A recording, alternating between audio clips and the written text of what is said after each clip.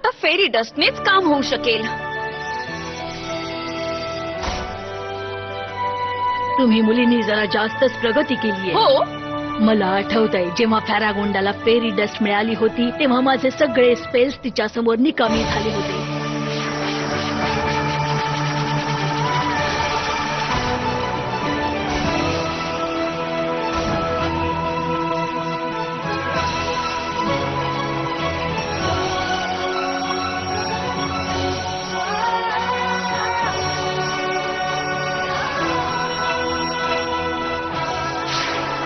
तू हुशार आहेस स्टेला. तू opposite spell मोडण्यासाठी बार्सच्या opposite भिंतीवर जादू वापरलीस.